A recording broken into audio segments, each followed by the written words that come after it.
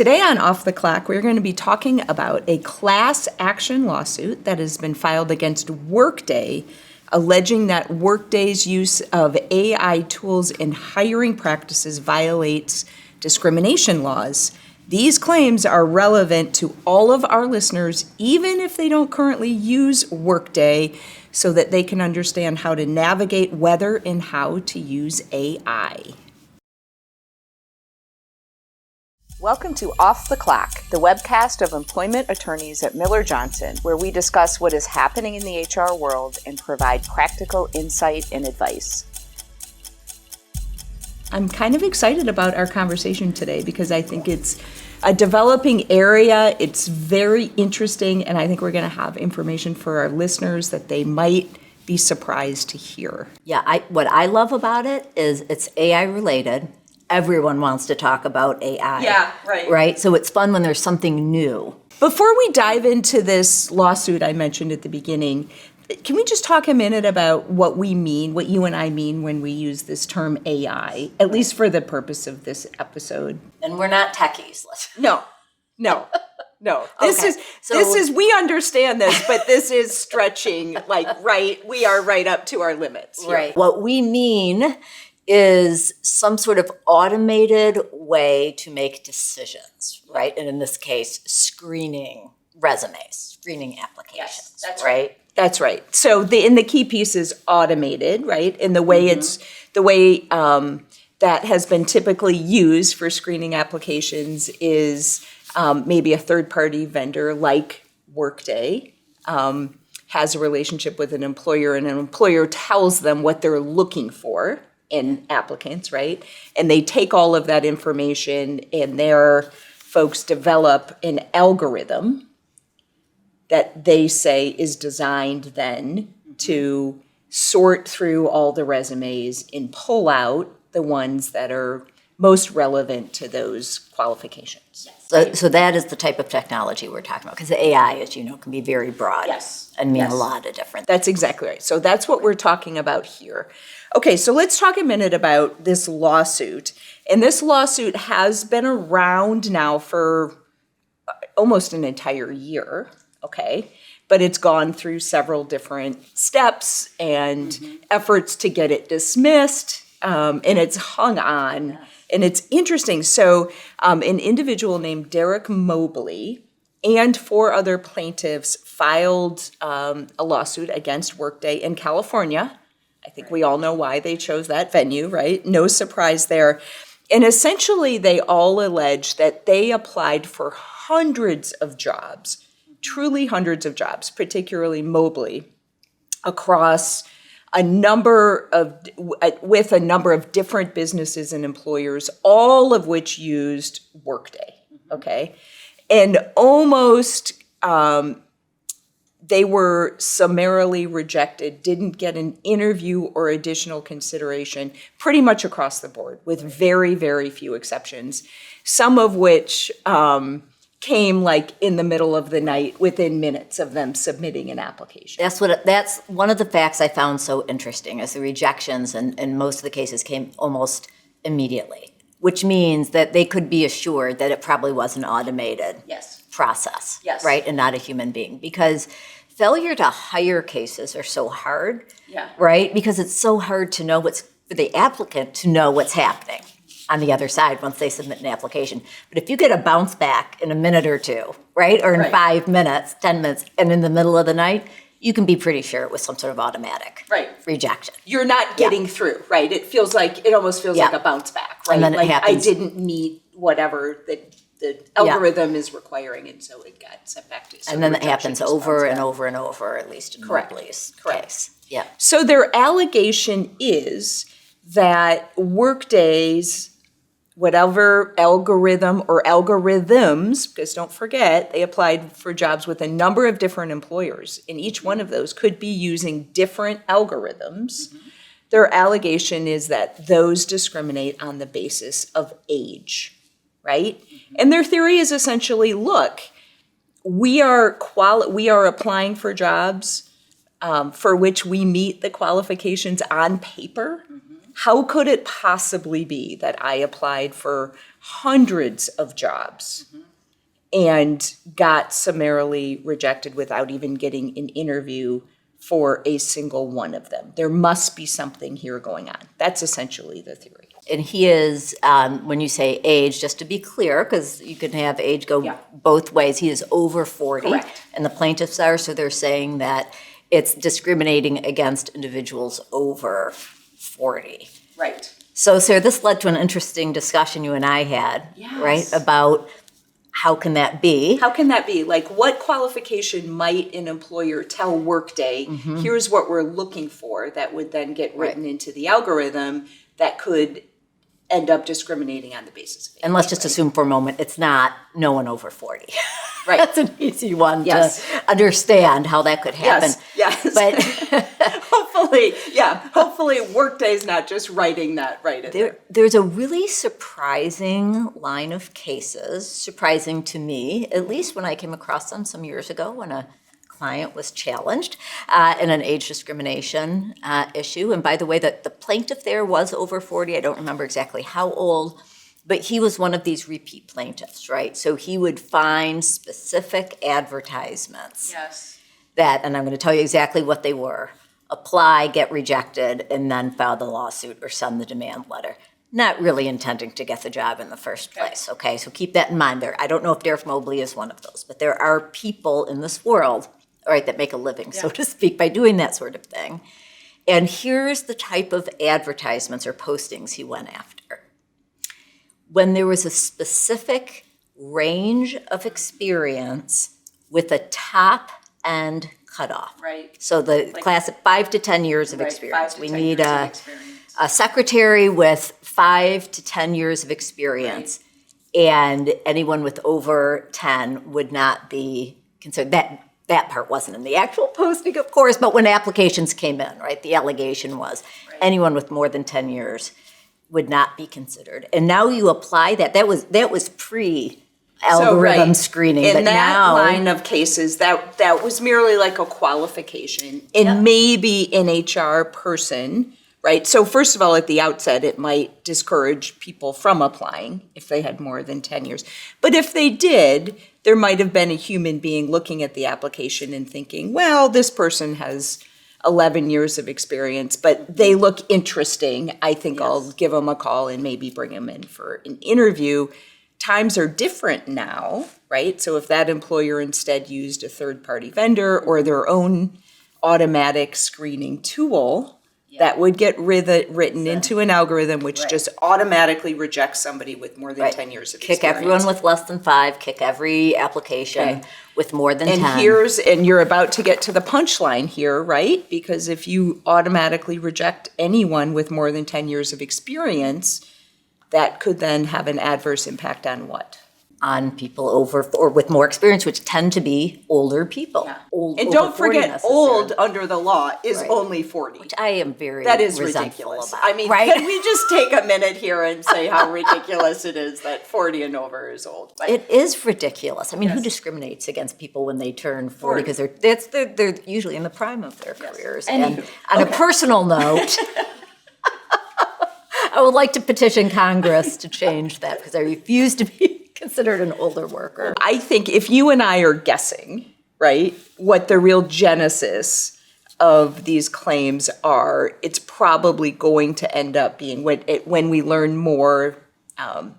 These plaintiffs have an ability to gather all of the information about the algorithms, et cetera. They're going to be looking for exactly what you said, which is some sort of experience range that had an adverse impact, ended up having an adverse impact on age. Just a guess, because I know that line of cases exists.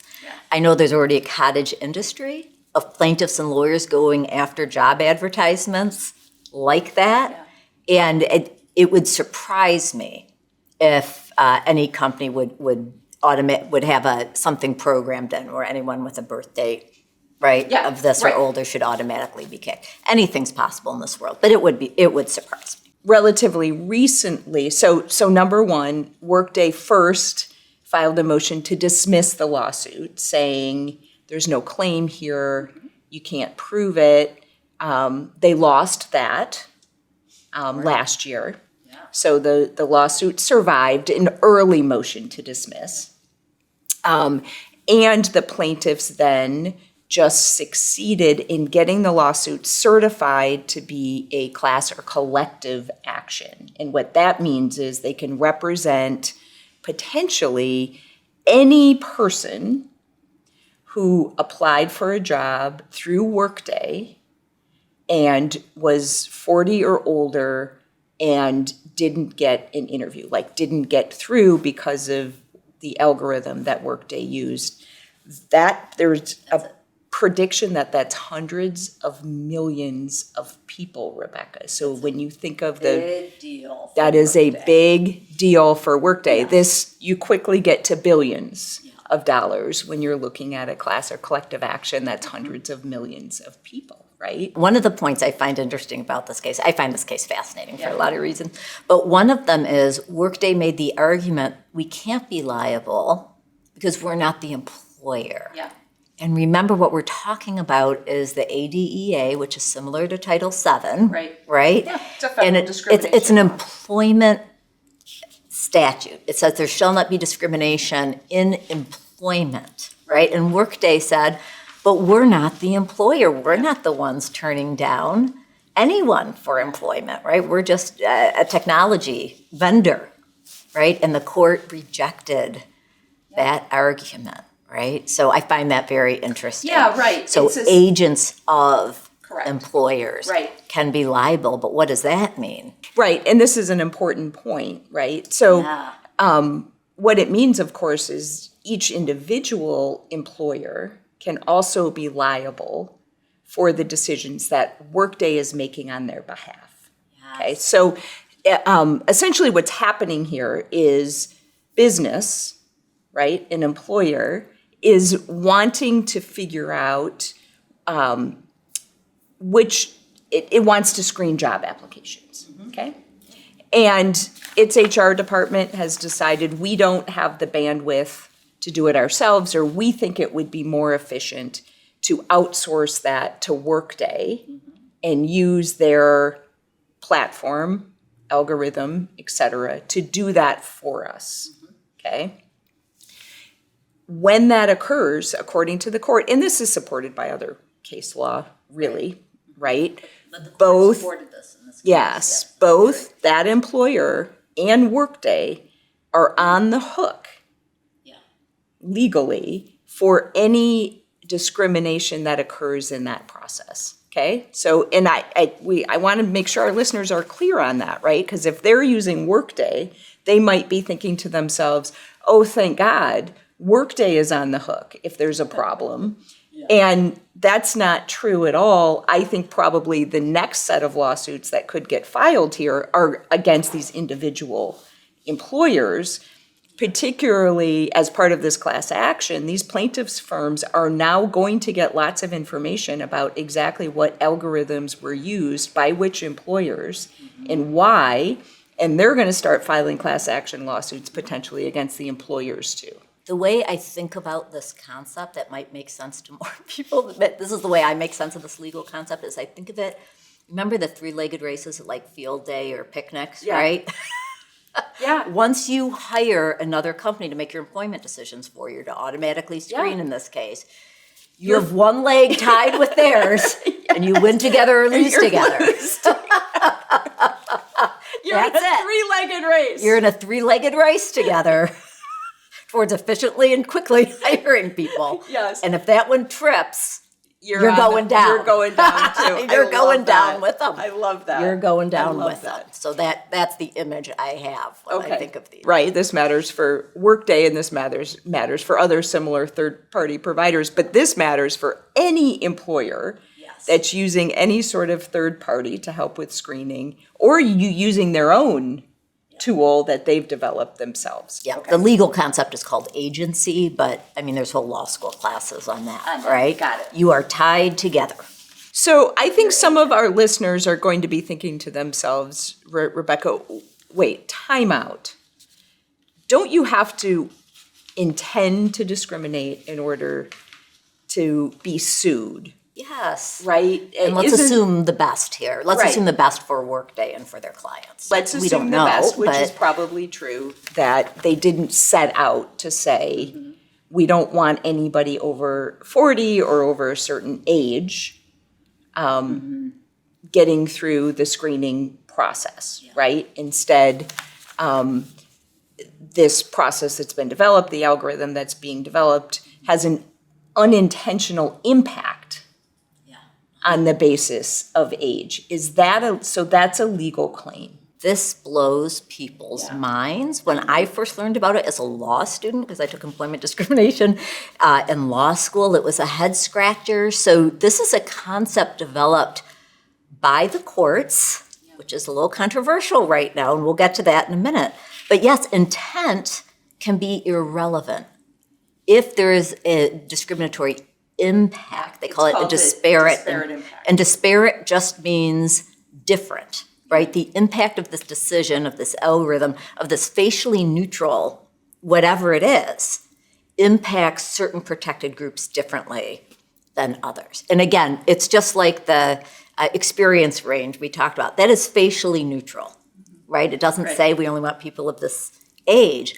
But when it is applied, it tends to screen out many more older workers than younger workers, right? And so intent can be irrelevant. It might not have ever occurred to the HR group or the hiring managers or whoever was setting out the parameters. That's right. And that is very scary to a lot of employers, that you can be held liable for something that has a disparate impact. And to be clear, we're not going to get into it, but the cases that involve disparate impact do require some sort of statistical measure, right? It's not just, does it feel like it's different? There are actual statistics that get applied to confirm whether or not there is a disparate impact. So that's what will happen next in this Workday case. It survived the motion to dismiss, it survived the collective action, and now these plaintiffs will be able to get all sorts of information from Workday about who applied for these jobs and who got through the screening process and who didn't, to determine or confirm whether, in fact, there is a disparate impact on the basis of age. lots of statistical expert witnesses. Yes. I do think it's important to just, for our listeners' sake, to say this disparate impact claim, if there's a practice in place that's facially neutral, as you say, or non-discriminatory on its face, that has a disparate impact, it's still okay if there's a legitimate, if that employer can prove there's a legitimate business reason for it. So, for example, there's a defense. So I don't want our listeners to panic and say, oh my gosh, I can think of a lot of qualifications or standards we have that probably have a disparate impact. One of the most common line of cases that exists involve physical testing to be like a firefighter, for example, right? And there's been lawsuits filed saying that has a disparate impact on women, on gender, sometimes on age, et cetera. And so a common defense is, yeah, but you really do have to be able to hold the hose, right, and do the physical work to be a firefighter. And that's okay then. The courts have had, that's okay. Right, as long as we're not amplifying that physical requirement beyond what is actually That's exactly, it's got to be necessary. legitimate. But also then, it has to be the case that there's not a less discriminatory way to serve that purpose, right? And so for the physical testing, there's usually not, right, a less discriminatory way to confirm that they can do the physical work of being a firefighter. With AI, though, that becomes really interesting to me, because if use of an algorithm has a disparate impact, and the employer would then say, yeah, but we've got a legitimate business need to make sure, for example, nobody with more than 10 years of experience ever gets hired into this job. First of all, I'm not sure that would necessarily pass muster. I think courts might say, well, we understand why there would be concerns about that, but I'm not sure there's a legitimate need to automatically screen out or reject any candidate, right, who has 10 years and 2 months experience, or 10 years and 2 days experience, or 25 years experience, et cetera. But isn't the less discriminatory alternative always to just not use the automatic exclusion and have human oversight? Right, but then you right? get the time issue, right, Yeah. and the efficiency and all So of you that. would have to prove that. So those defenses, I think, become really interesting with the use of AI. For those that are really paying attention to this area of the law, you may have noticed that the Trump administration issued an executive order Right. prohibiting the EEOC and any other department that could possibly do this from enforcing the disparate impact theory. So what that means is the EEOC is never going to now do an investigation or bring a Not case. never. Well, under this administration, exactly, yes. will not bring a case or an investigation based on the disparate impact theory, which made a lot of employers happy. And I saw some headlines that were misleading that said no more disparate impact. Employers don't have to worry about that. Well, that's not really true. They don't have to worry about it as far as the EEOC investigating or bringing a case. But it's the courts that created the theory, and it's still, as this case shows, still a viable theory. The President of the United States can't tell courts what to do, right? So that theory still exists in courts. Yeah. Plaintiffs can still file lawsuits in court, including in state court, by the way, because the President of the United States definitely can't ever tell what state courts to do, Right. much less federal courts, right? Right. So that theory is viable in courts across the country still, even though the EEOC isn't going to investigate a charge or complaint alleging disparate impact. In my humble opinion, which sometimes isn't very humble, I'll just say in my opinion, which I feel very strongly about in this case, the bigger risk to employers are the lawsuits. Oh, for sure. So And particularly the class. if I had to choose one or the other, which concerns me more, as a business, I'm more concerned about the lawsuit than the EEOC. So, Oh, for sure. So just because the EEOC can't do anything, that should be like a blip on the radar to employers. But I know those headlines were out there, and we got a few questions from clients about it, so I just want to make sure people know, yes, we know. We know about that executive order, but we're still talking about disparate impact. I absolutely agree, especially because any employment decision that's automatic, like the use of AI is in this context, is ripe for a class or collective action. And I think that plaintiffs' lawyers all over the country are watching this Workday case carefully and seeing this as the next new claim. Right? You love wage and hour, and there's lots of plaintiffs firms that have made a lot of money on wage and hour claims. I think that we are going to see a lot of class action lawsuits against big and small employers when they're using AI to automatically make decisions on the theory that those decisions then have some sort of disparate impact on a protected class. It might be age, but it could also be other protected classes. Any protected class, and remember this concept of reverse discrimination, which is just discrimination, right? It could be a member of the majority, right, who can also bring a claim. So it could be persons under 40. It blows your mind, right? Even. So you can see, for our HR listeners, this might be a point of encouragement.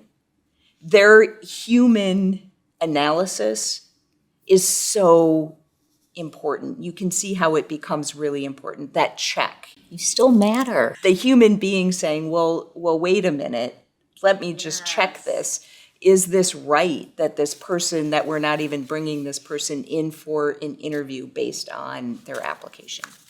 Okay, let's talk a little bit about what are the lessons here. We've said a lot, and a lot of it is kind of scary. What should our listeners be thinking about then? Yeah, the takeaways from today and from the latest development in this case, to me, well, I have one, and then you can, I think, we'll see if we agree on the second one. First, you tell me if you agree with this one. Okay. That we have to remember that, as the law says, our agents, so any kind of company, person, whatever, that we're in the three-legged race with, is us under the law for many purposes. Yeah. So when we are hiring, recruiting managers, recruiters, or Workday or LinkedIn or whatever to do work for us, it is as if we are doing it ourselves, and we can be liable if they are doing it incorrectly. Yes, that's really good. And that applies more than just in the context of the AI world we're talking about. Right. And I'll just add on too, I think we've said this, but I want to say it out loud again, right? If a business, if an employer's using AI, meaning some sort of automated tool to make a decision, they are also on the hook for that decision, whether they're using a third party or whether they've designed it themselves. Yep. Okay, I think some of our listeners would even be surprised to hear that. I think they think, well, AI, isn't that just, if it's consistent, isn't it just objective? How could it be discriminatory? Right, because the impact, right, and that's with the other takeaway. It's That's the impact alone Yeah. can cause trouble. Okay, so let's talk about then if our listeners are using some sort of third party like Workday, and they're saying, oh crap, I didn't know about this class action lawsuit. What should I be thinking about? Or if they're thinking about using Workday, what should they be doing or thinking about or going to the CEO right now and saying? Reach out to Workday. Honestly, I'm not sure if that was the answer you were looking for, but that would be my advice. We understand there's a class action now. The class has been approved. What does that mean for applicants who applied to us who were rejected? Let's say this then, if our listeners are thinking about using a third party, okay, to use AI, particularly for screening applicants. I do think there are some things that they should be asking and doing that they may not realize. Number one is think about the guidelines you're asking the vendor to apply. They have to be very, very clear, and they should be vetted in some way, maybe even through legal counsel, to make sure those criteria, those guidelines are unlikely to have a disparate impact on a protected class. Okay, get more than one set of eyes on them. Also, find out if that vendor regularly performs their own bias and discrimination testing. It's so important. That is a thing. Any vendor should absolutely be doing that, and they should be doing it specifically for the application of your guidelines. If it's writing an algorithm for your organization, they should be regularly performing bias and discrimination testing to find out whether it's having a disparate impact. So run it for 2 months, 3 months, whatever it is, and then test to see. That is critical. And if that vendor doesn't seem to know what you mean when you ask about bias and discrimination testing, or isn't interested in doing it, or says they don't do it, that is not the vendor for you. Good advice. And lastly, there's this thing called indemnification, right? Oh, another big legal word. Yes. I don't have like a country fair analogy or indemnification, but it basically means if something bad happens to you, I will pay for it. I got you. That's kind of, I got you, Sarah, if I'm the vendor. And so if you can get the vendor to say, I got you. If you are sued because of the product I have sold to you or you have hired me to provide the screening service, I will cover that lawsuit for you. Both attorney's fees and any other expenses. That's indemnification, and if you can get a vendor like to agree to insurance. that, you should absolutely do it. And I'll just add too, I'm seeing some employers not necessarily use a company like Workday, but maybe use their own AI developed systems, algorithms, or like use LinkedIn et cetera. If they are using those, it should be figuring out a way, if possible, to perform its own bias and discrimination testing. You should do it in a perfect world with legal counsel so that that analysis is privileged, because you might find information that you don't want to be ever disclosed in a lawsuit. And privilege means it's kept secret. It's Yes. between us. It's That's just exactly between us. right. It's the lawyer and the client. And high-level takeaway, I guess I'll leave everybody with, is this. I think many employers are using AI to screen applicants because it's really just a time and money saver. Huge time right? saver, there's no question. Which I fully understand, but I'm not sure that businesses, and particularly HR folks and recruiting costs, are also considering the potential risk along with that, because they don't know about it, right? So they see this cost savings, but they're not weighing that against the risk in deciding what the right decision is as to whether to use the AI in the first place. Agree completely, as usual. Perfect. As usual. Well, this was awesome. We're going to We be will following be talking this case. more. We will be talking more about this Yeah. case and this concept, because I think it's really important.